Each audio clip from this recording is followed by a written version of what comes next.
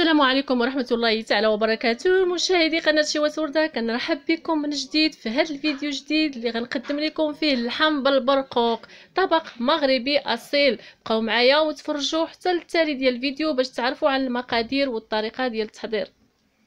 طبق اللحم بالبرقوق غادي نحتاج 2 كيلو ديال اللحم، 6 البصلات يكونوا متوسطين ومشلضين، كاس ديال الزيت ما يكونش عامر مخلط ما بين زيت العود وزيت المائده، معلقه كبيره ديال الخرقوم، ومعلقه كبيره ديال قزبر يابس، معلقه كبيره ديال السكينجبير، معلقه صغيره من الابزار، 4 الفصوص الثوم محكوكين، 2 عواد ديال القرفه، ورابعه ديال البرقوق.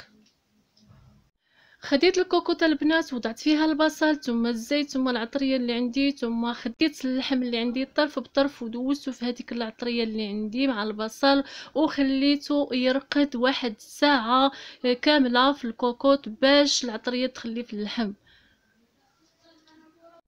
ومن بعد ما رقد ليا اللحم في الشرموله غادي ناخذ الماء غليان وغنضيفو على اللحم. ما غاديش ناخذ كميه كبيره، غناخذ غير الكميه اللي غتكفيني باش يطيب ليا فيها اللحم. ومن بعد غنضيف العود ديال القرفه وغنسد الكوكوط ونوضعها فوق النار مهيله. كما كتشوفوا معايا ها هو اللحم فين طاب البنات. دابا ما بقى لي غير نضيف عليه 1 المعلقه كبيره ديال العسل، من بعد غنرجعو فوق البوطه على عافيه تكون متوسطه باش المريقه توليه خاتره. ولتحضير البرقوق المعسل كنحتاج 4 ديال البرقوق، معلقه كبيره ديال القرفه مطحونه، سكر سنيده 4 ديال المعالق. كناخذ البرقوق وكنغسلوه في المعادي، ثم كناخذ هذا البرقوق اللي غسلته كنوضعوه في الكاسرول اللي فيها الماء يكون عادي، وكناخذ هذا الكاسرول ونشعل عليها العافيه اللي غادي تكون متوسطه ونخليه يطيب.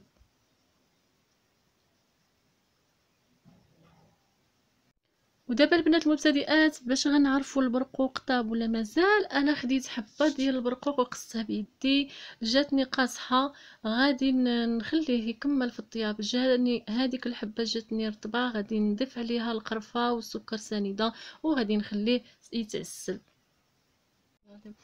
من بعد البنات ها هو فين تعسل ليا البرقوق، غادي طفيت عليه البوطه وخليته برد. من بعد خديت معلقه كبيره ديال الجنجلان، نقيتها وحمرتها غير في المقله على البوطه، وخديت اللحم ووضعته في الطبق ديال التقديم كما كتلاحظوا معايا. ودابا ما بقى لي غير ناخذ البرقوق، غادي ناخذ حبات ديال البرقوق وغادي نمرغها في الجنجلان بهذه الطريقه هذه، وغادي نزين بها الطبق ديالي، وغادي نستمر في هذا التزيين هذا بهذه الطريقه حتى كنكمل الكميه اللي عندي.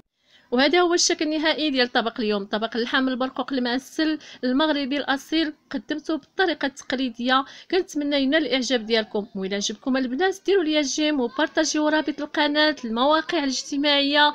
والى اللقاء، ونتلاقاو في فيديو جديد وقريب ان شاء الله.